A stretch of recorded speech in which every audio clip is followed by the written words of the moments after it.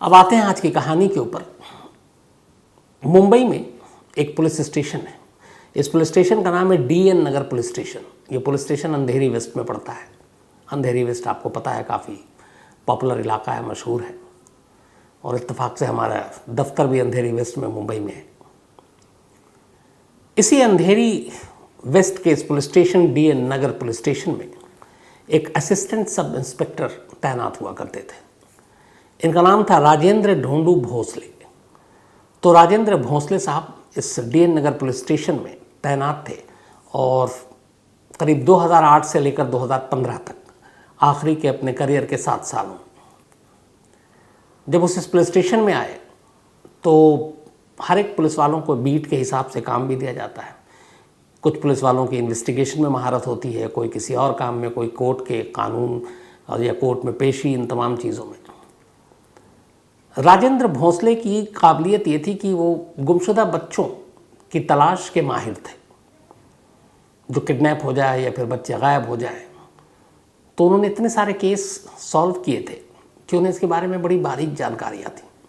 और इसीलिए उनके सीनियर अफसरों ने कहा कि एक काम करो, असिस्टेंट सब इंस्पेक्टर भोसले को DN नगर पुलिस स्टेशन में जो भी गुमशुदगी के केस आए वही दे दो।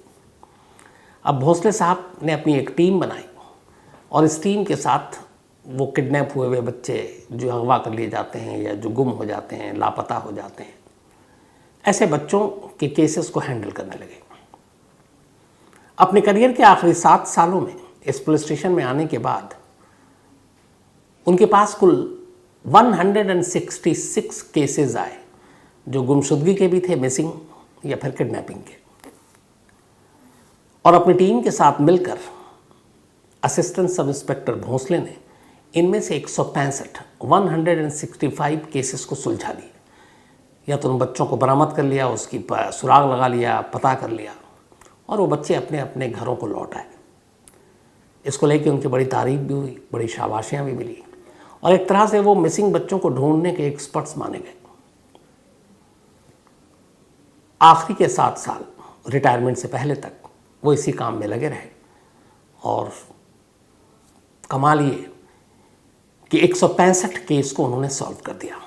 अब सिर्फ उनके पास एक आखिरी केस बचा था, केस नंबर 166, 166 नंबर केस। ये केस था एक ऐसी बच्ची का जो 2013 में गायब हो गई थी और उसके बाद से उसका कोई सुराग नहीं मिला।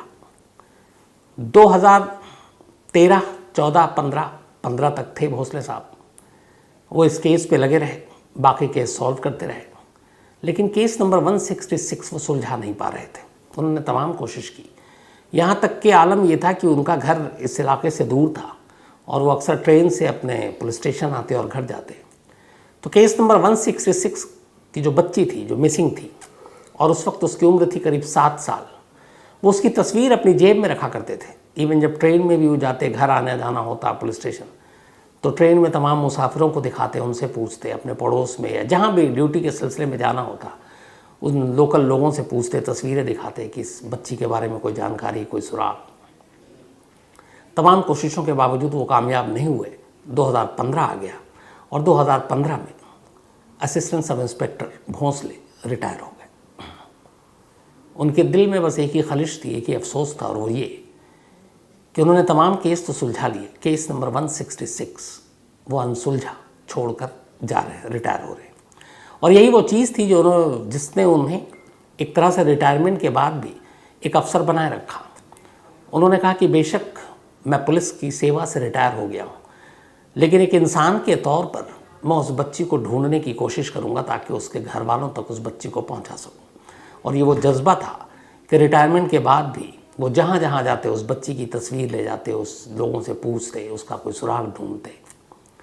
और ये सिलसिला रिटायरमेंट के आखिरी 7 सालों तक चलता रहा। वो बीच बीच में उस बच्ची के घर भी जाते, घर वालों से मिलते, उन्हें दिलासा देते कि एक दिन लौटेगी, मैं ढूंढूंगा, मैं लाऊंगा। और उनका इतना शानदार रिकॉर्ड था कि 165 केस उन्होंने सुलझाए। तो उन घर वालों को भी यकीन था कि शायद भोसले साहब सही कह रहे हैं, वो एक दिन उनकी बेटी को ढूंढ लाएंगे। वक्त बीतता रहा। आखिरकार 2022 में करिश्मा होता है और इसी अगस्त के महीने में, बल्कि सिर्फ 5 दिन पहले, केस नंबर 166 सुलझ जाता है। वो बच्ची अपने घर को लौट आती है, लेकिन उसके साथ आती है एक ऐसी कहानी जिसे आप सुनेंगे तो आप यकीन मानिए कहेंगे कि शायद ऐसी कहानी आपने नहीं सुनी होगी। 22 जनवरी 2013, केस नंबर 166 की पूरी जानकारी अब मैं आपको दे रहा हूँ। 22 जनवरी 2013 की तारीख थी। एक 7 साल की बच्ची जो इसी अंधेरी वेस्ट में रहती थी, बेहद गरीब घर से, लेकिन परिवार ठीक ठाक था और वो अपने बच्चों को पढ़ाना चाहता था ताकि उनका भविष्य उज्जवल हो। तो बच्ची वहीं स्कूल में, एक पास में थोड़ी दूर पर स्कूल था, उस स्कूल में पढ़ा करती थी और उसके साथ उससे 1 साल उम्र में बड़ा उसका भाई स्कूल जाया करता था। 22 जनवरी 2013 को भी भाई बहन स्कूल के लिए घर से निकले। उस दिन उनके दादा ने बच्ची के 10 रुपये दिए उस लड़की के भाई के हाथ में। उन्होंने कहा कि तुम दोनों स्कूल जा रहे हो, ये 10 रुपये रख लो आइसक्रीम के लिए, 5 रुपये तुम्हारे लिए, 5 रुपये तुम्हारी बहन के लिए। भाई ने वो पैसे रख लिए, दोनों स्कूल गए। इसके बाद स्कूल की छुट्टी हुई, दोनों स्कूल से साथ निकले। अब सड़क किनारे फुटपाथ पर दोनों भाई बहन चल रहे हैं।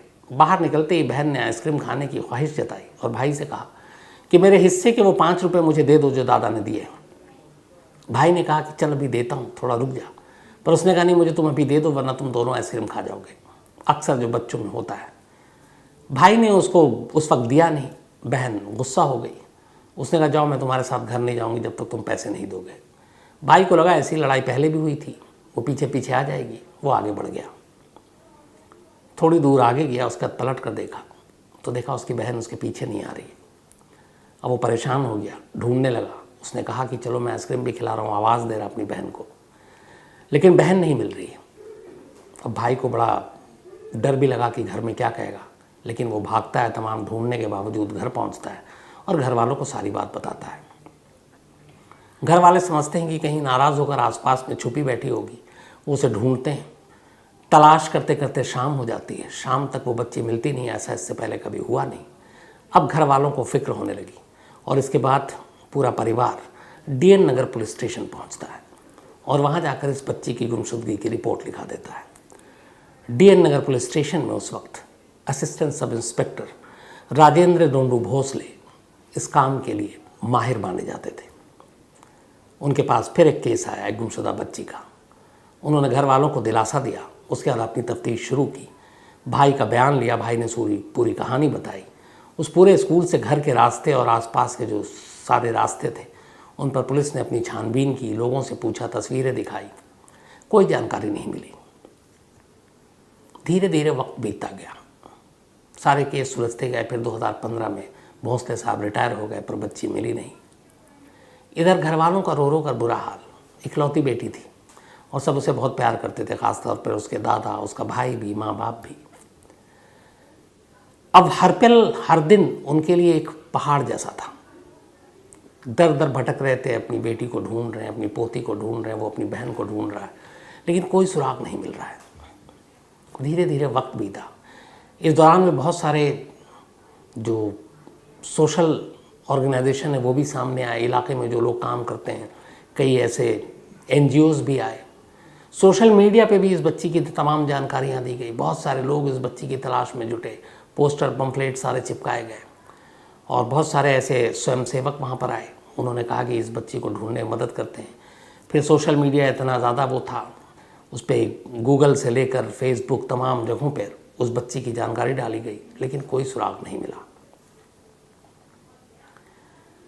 इसी दौरान अब लगभग 9 साल बीत चुके थे। 4 अगस्त 2022 की तारीख आ गई। ये वो तारीख थी जो इसमें करिश्मा हुआ। 4 अगस्त की बात, 2022 शाम के करीब 7:30 बजे थे। एक इसी अंधेरी वेस्ट में एक शख्स रहता था जो समाज सेवा का काम करता था। उसका नाम है मोहम्मद रफ़ीक। मोहम्मद रफ़ीक के मोबाइल पे एक कॉल आता है। वो कॉल उठाता है, सामने से एक लड़की की आवाज़ आती है। वो लड़की कहती है कि आपका नाम रफ़ीक है और आप ऐसे ऐसे एक संगठन से जुड़े हैं जो लोगों की भलाई के लिए काम करता है। वो कहता हाँ। वो लड़की कहती है कि आप किसी ऐसी बच्ची की भी तलाश कर रहे हैं जिसको गुम हुए 9 साल हो गए हैं, जिसका ये नाम है, जो अंधेरी वेस्ट में रहती है। रफ़ीक कहता हाँ। तब उधर से आवाज़ आती कि ठीक है, मैं अब आपको वीडियो कॉल कर रही हूँ, आप वीडियो कॉल पे आइए। वो फ़ोन कट जाता है, दोबारा वीडियो कॉल किया जाता है। अब रफ़ीक वीडियो कॉल पे है, उधर से दूसरी लड़की वीडियो कॉल पर है और वो कहती है कि अब मैं आपको एक लड़की को दिखा रही हूँ, आप ज़रा देख कर बताइए कि क्या आप इसी को तलाश कर रहे हैं। रफ़ीक उस लड़की को देखता है और चौंक उठता है। अक्लमंदी ये करता है कि उस वीडियो कॉल की स्क्रीनशॉट ले लेता है, उस बच्ची की तस्वीर। कहता है फिर कहाँ हो तुम लोग, पूरा पता पूछता है, नोट करता है। फ़ोन काटने के बाद रफ़ीक सीधे भागता है उस बच्ची के घर पर, उसके माँ बाप के पास जाता है और जाने के बाद वो जो स्क्रीनशॉट लिया था उसने, वो वीडियो कॉल का, वो उस बच्ची के माँ बाप को दिखाता है। माँ फ़ोटो देखते ही रोने लगती है, कहती यही हमारी गुड़िया है। गुड़िया उसका असली नाम नहीं है क्योंकि वो नाबालिग है, इसलिए मैं नाम बता नहीं रहा हूँ। माँ बाप देखते ही, अब ये खुशी के आंसू थे या फिर क्या थे नहीं मालूम, लेकिन वो रोने लगते हैं। रफ़ीक को यकीन हो गया कि ये वही बच्ची है जिसको हम लोग 9 साल से तलाश कर रहे हैं। इसके बाद अब रफ़ीक माँ बाप को लेकर फ़ौरन DN नगर पुलिस स्टेशन जाता है। DN नगर पुलिस स्टेशन में ये केस हर एक की ज़ुबान पर था, चूँकि भोंसले साहब रिटायर होने के बाद भी अक्सर थाने आते और इस केस की भी जानकारी लेते थे, अपडेट लेते थे। इसी दौरान में किसी ने भोंसले साहब को ही फ़ोन किया, DN नगर पुलिस को पता चला।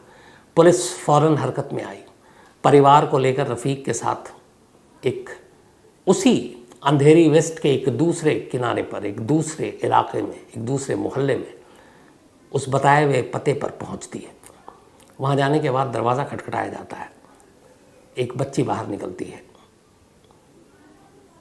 बच्ची को देखते ही जो माँ थी वो बदहवास और रोने लगती है और बच्ची भी बस कुछ सेकंड के लिए पहले तो माँ को पथराई नज़रों से देखती है और फिर अचानक वो चीखते हुए जाकर उस औरत से गले लग जाती है और वो माँ माँ करने लगती है। बच्ची भी अपनी माँ को पहचान चुकी थी, माँ अपनी बेटी को पहचान चुकी थी। तब तक फिर पिता भी आ गए, भाई भी आ गए, सारे लोग आ चुके थे और सभी एक दूसरे को पहचान चुके थे। अब ये तय हो गया कि ये वही बच्ची है जो 22 जनवरी 2013 को गायब हुई थी। अब उसके बाद उस बच्ची को पुलिस स्टेशन लाया जाता है, माँ बाप के साथ कागजी कार्रवाई होती है और फिर उस बच्ची को उसके माँ बाप को सौंप दिया जाता है। ये कहानी का एक पार्ट है। अब सवाल ये है कि 9 साल के बाद ये करिश्मा हुआ कैसे, वो बच्ची मिली कैसे। 7 साल की गुम बच्ची अब 16 साल की हो चुकी थी। तो ये पूरी कहानी भी सामने आई और इस कहानी के सामने आने की वजह थी एक शख्स जिसका नाम था हैरी जोसेफ डिसूजा, उम्र 50 साल, जो इस वक्त DN नगर पुलिस स्टेशन की हिरासत में है। कहानी ये थी कि 22 जनवरी 2013 को जब भाई बहन स्कूल से निकले, दादा के 10 रुपये में से 5-5 रुपये का हिस्सा होने लगा। बहन ने कहा वो मुझे 5 रुपये दे दो मेरे हिस्से के, मैं आइसक्रीम खाऊंगी। भाई ने इनकार किया और बहन रूठ गई और वो भाई से पीछे पीछे चलने लगी, रुक गई। भाई को लगा वो आएगी, भाई आगे बढ़ गया और बस इसी पल ये जो शख्स था हैरी जोसेफ डिसूजा, ये सब कुछ देख रहा था और वो बच्ची के पीछे पीछे चल पड़ा। वो ये भी सुन चुका था कि बच्ची आइसक्रीम मांग रही है भाई से, भाई पैसे नहीं दे रहा है। भाई अब आगे था, बहन अकेली थी। डिसूजा उसके करीब जाता है, कहता बेटा चलो मैं तुम्हें आइसक्रीम खिलाता हूँ। 7 साल की बच्ची, समझ और अकल इतनी है नहीं, आइसक्रीम के लालच में आ गई। उसने कहा ठीक है अंकल। उसके बाद वो उसे गोद में उठाता है, आइसक्रीम दिलाता है और फिर एक दूसरी गली से लेकर निकल जाता है और फिर ले जाने के बाद वो उसे अपने घर ले जाता है। उसी अंधेरी वेस्ट में जिस इलाके में इस बच्ची का घर था, उस घर से इसके घर की दूरी मुश्किल से 500 मीटर की, सिर्फ 500 मीटर। अब वो उस बच्ची को अपने घर ले जाता है। डिसूजा की एक बीवी सोनी, इन दोनों की कोई औलाद नहीं थी और इन्हें औलाद की चाहत थी। शादी को कई साल हो गए थे, कोई औलाद पैदा नहीं हुआ। तो इन दोनों की नीयत बुरी नहीं थी उस वक्त, लेकिन जिस तरीके से जो काम किया वो गलत था, कानून के खिलाफ भी था।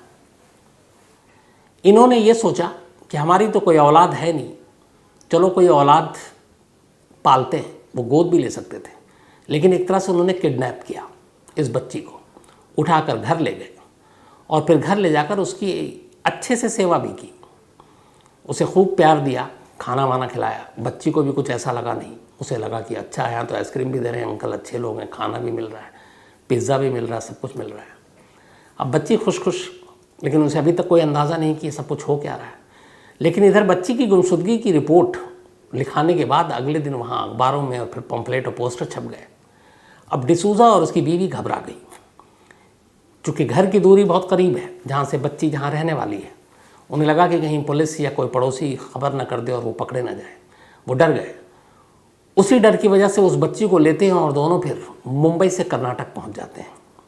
कर्नाटक जाने के बाद कुछ दिन वो लोग अपने पैतृक घर पर रहते हैं, उनका अपना जो घर था, और फिर उसके बाद उस बच्ची को कर्नाटक के एक स्कूल के हॉस्टल में डाल देते हैं ताकि मुंबई में किसी को भनक न लगे, और बच्ची को समझा देते हैं कि हाँ तुम्हें अभी पढ़ना है, माँ बाप ने सब कहा है। बच्ची भी कुछ कहती नहीं है और बच्ची वहाँ हॉस्टल में है और वहाँ पे उसके माँ बाप का नाम उन्होंने अपना लिखा दिया। और उसके बाद फिर वो वहाँ कुछ वक्त तक रहते हैं, फिर वापस मुंबई आ जाते हैं। 2013 में बच्ची गायब हुई थी। 3 साल तक ये सिलसिला चलता रहा। 3 साल तक सब कुछ ठीक था। इन 3 सालों में उस बच्ची का उन्होंने ख्याल भी अच्छे से रखा। लेकिन 2016 में कहानी बदल जाती है। 2016 में अचानक डिसूज़ा और सोनी ये दोनों एक और बेटी को जन्म देते हैं। पहली बार अपनी औलाद को जन्म देते हैं। जिस औलाद की चाहत में उन्होंने एक दूसरे की गोद को उजाड़ा, एक दूसरे की बेटी को अगवा किया, इत्तेफाक से उसके अगवा करने के 3 साल के बाद खुद उनकी अपनी बेटी पैदा हो गई। अब जब अपनी बेटी पैदा हुई तो जिस बच्ची को इन्होंने अगवा किया था इस नियत से कि उसे अपने बेटी की तरह पालेंगे, वहीं पर उनका मन बदल गया। अब अपनी औलाद से मोहब्बत बढ़ गई और वो औलाद जिसे इन्होंने बेटी समझकर ये सोचा था कि पालेंगे, अब वो उनके लिए पराई हो गई, सौतेली हो गई। और यहीं से उनका बर्ताव भी उस बच्ची के लिए बदल गया। 3 साल तक जिसे प्यार दिया, अब वो उनके लिए आंखों की किरकिरी बन गई। इसके बाद ये लोग वहाँ से मुंबई आ जाते हैं, उस बच्ची को अपने साथ लाते हैं और घर में ही रखते हैं। घर से बाहर जाने की इजाज़त नहीं देते, क्योंकि उन्हें मालूम है कि घर से बाहर जाएगी तो ये कुछ बोल भी सकती है। इधर तब तक बच्ची थोड़ी बड़ी हो रही है, 7 साल में बहुत सारी चीज़ें उसे याद भी नहीं थी, लेकिन माँ बाप का चेहरा याद था। अब मुंबई आते हैं, लेकिन उस बच्ची को वो घर में रखता है, किसी से मिलने जुलने नहीं देता, खेलने के लिए नहीं देता, ताकि बच्ची किसी को बता ना दे। अब बच्ची वहीं घर में है और उसकी अपनी बेटी जो है बड़ी हो रही है, और इधर इस बेटी से अब उन्हें नफ़रत हो रही है। और अब वो उसके साथ जानवरों और ग़ुलाम जैसा सलूक करते हैं, घर के सारे काम कराते हैं, अपनी बेटी की देखभाल के लिए उसकी ड्यूटी लगाते हैं, उसे खाना भी कम देते हैं, मतलब आप उसके ऊपर जुल्म शुरू कर देते हैं। थोड़ा वक्त और बीतता है, अब ये थोड़ी बड़ी होती है, तो फिर ये दूसरों के घरों में एक दाई के तौर पर अपनी उस मासूम बच्ची को काम के लिए भेजना शुरू कर देते हैं, ताकि वो पैसे कमाए और उस पैसे से इनका घर चले। अब वो छोटी सी जिसको इन्होंने अगवा किया था, वो आस पड़ोस के घरों में दाई का काम कर रही है। उसको भरपेट खाना भी नहीं दे रहे हैं, उसके साथ जुल्म भी कर रहे हैं, क्योंकि अब उनकी औलाद हो चुकी थी। ये सिलसिला चलता रहा। इत्तेफाक की बात है कि इसी 2022 में इन्होंने, करीब जनवरी या फरवरी का महीना था, पहली बार इस बच्ची को अपने घर से थोड़ी दूरी पर एक घर में नौकरी पर लगाया। और इस बच्ची का काम ये था कि उस घर में भी एक बच्चा था, उसकी देखभाल, बेबी सिटिंग, देखभाल करनी थी बस। अब ये वहाँ पे उस घर में काम करने लगी। उस बच्चे की खुद बच्ची है, लेकिन उसकी देखभाल करने लगी। लेकिन अब उसकी उम्र लगभग 15-16 साल हो चुकी थी। तब उस घर में वो बतौर दाई उस बच्चे की देखभाल का काम करती है। इत्तेफाक से उस घर में एक और काम करती थी लड़की, इसका काम था सिर्फ बच्चे को देखना, उसका काम था घर की साफ़ सफाई, खाना बनाना। तब दोनों एक ही घर में काम कर रहे हैं। धीरे धीरे दोनों में बात होती है, दोनों में दोस्ती हो जाती है, एक दूसरे के बारे में पूछते हैं।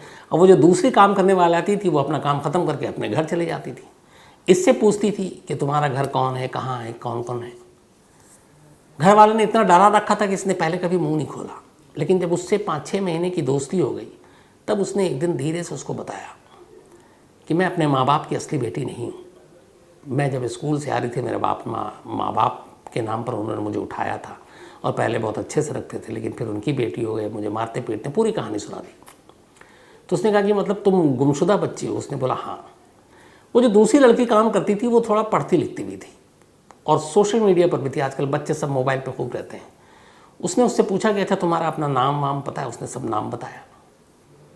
उसे अपने घर का पता ठीक से याद नहीं था, लेकिन ये था कि जिस लोकेलिटी में उसने कहा क्या यही अंधेरी में है, लेकिन कहाँ पे घर है मुझे याद नहीं है। उस बच्ची ने अब गूगल करना शुरू किया, सोशल मीडिया पे जाना शुरू किया और गुमशुदा बच्चों की जो तलाश के लिए सारी चीज़ें लोग डालते हैं वो सब देखना शुरू किया। धीरे धीरे करते करते उसे अचानक इस बच्ची के बारे में काफ़ी सारी जानकारी गूगल पे और उस पर मिल गई, फेसबुक और उस पर लोगों ने अलग अलग पोस्ट डाल रखा था।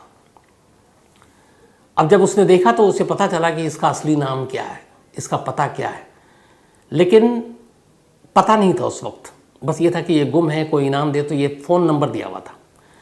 तो उसने ऐसे 5 फ़ोन नंबर निकाले उसी सोशल मीडिया से। उन 5 नंबरों पे अब उसने कॉल करना शुरू किया और इधर ये बात हुई कि किसी को बताना नहीं है। और वो बच्ची बिना घर में कुछ बताए हुए देरी आती, काम करती और घर वालों को जाहिर ही नहीं करने देती। अब दूसरी लड़की ने 5 नंबर पे हर एक को कॉल करना शुरू किया। पहले 4 नंबर बंद थे, बड़ी वो मायूस हो गई। बट उसने 5वां नंबर जब मिलाया तो घंटी बजी। वो 5वां नंबर जिस शख्स ने उठाया था वही मोहम्मद रफ़ीक था, जो एक कार्यकर्ता था, एक NGO चलाता था, उसके लिए काम करता था। उस बच्ची ने रफ़ीक को फ़ोन किया और उसने कहा कि एक 2013 में बच्ची गायब हुई थी जिसका नाम ये है, आप लोगों ने इसके बारे में डाल रखा और उसमें से एक नंबर आपका, क्या आप इस बच्ची को तलाश कर रहे हैं? रफ़ीक ने कहा हाँ हम लोग तलाश कर रहे हैं। तब उसने कहा कि 1 मिनट मैं वीडियो कॉल करती हूँ, आपको चेहरा दिखाती हूँ, आप पहचान कर बताइए। क्योंकि उस वक्त की तस्वीर एक 7 साल की बच्ची की थी, अब वो इस वक्त एक 16 साल हो चुकी थी, उसके 9 साल बीत चुके थे।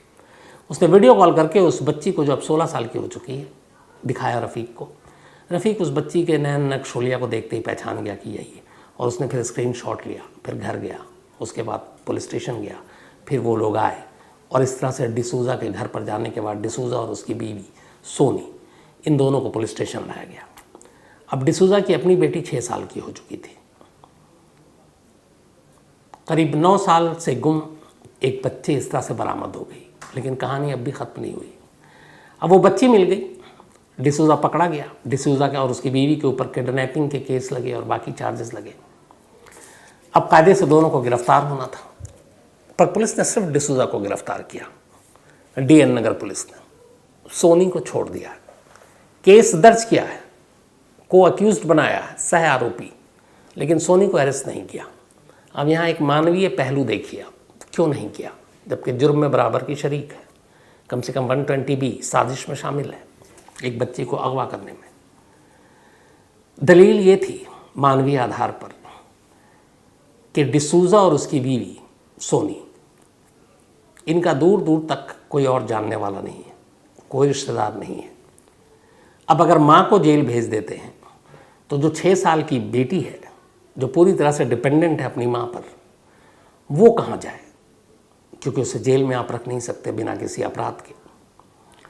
तो DN नगर पुलिस स्टेशन ने अदालत के ज़रिए ये तय किया कि फ़िलहाल जब तक इस बच्ची का कोई सामने आकर पालने की जिम्मेदारी न ले, महफूज हाथों में वो न जाए, तब तक उसके माँ की गोद उससे नहीं छीनी जाएगी और वो बच्ची अपने माँ के साथ रहेगी।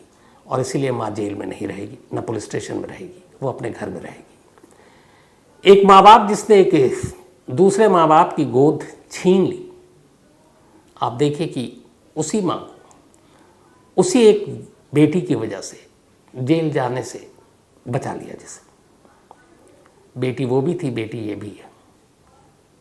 तो फिलहाल सोनी बाहर है और तलाश हो रही है कि उस बच्ची की अगर सही जगह पे कुछ उसकी गुंजाइश बन जाए, उसके पालने पोसने का इंतज़ाम, तो जो जुर्म है उसके लिए जो भी जेल और पुलिस है वो करेंगे। लेकिन फ़िलहाल सोनी बाहर है, लेकिन डिसूज़ा जेल के अंदर है। अब आते हैं फिर assistant sub inspector Rajendra Dhondu Bhonsle पर। जब ये सारी चीज़ें हुई, वो पुलिस स्टेशन आए, इसके बाद परिवार से मिले और फिर एक सुकून और एक इत्मीनान जो उनके चेहरे पर या भाव और ये सारी खबरों के बाद कि आखिरकार 166 केस नंबर वो सुलझ गया। उनसे किसी ने पूछा, किसी जर्नलिस्ट ने, कि आप तो 15 में रिटायर हो गए थे, लेकिन उसके बावजूद 7 साल तक आप इस केस पे क्यों लगे रहे, तस्वीर जेब में लेकर क्यों घूमते रहे इस बच्चे की। तो उन्होंने कहा कि ये सिर्फ कानून और फ़र्ज़ के लिए नहीं, बल्कि इंसानियत के लिए। तो ऐसी भी मिसालें हैं। हम लोग बहुत सारी खबरें करते हैं पुलिस और पुलिस के ख़िलाफ़, लेकिन कई पुलिस वाले ऐसे होते हैं जिनकी ऐसी कहानियाँ सुनकर सचमुच दिल से सलाम करने को मन करता है। शायद भोसले साहब उनमें से एक ऐसे ही अफसर है। तो आज की ये कहानी थी। अपना ख्याल रखिएगा। Thank you very much.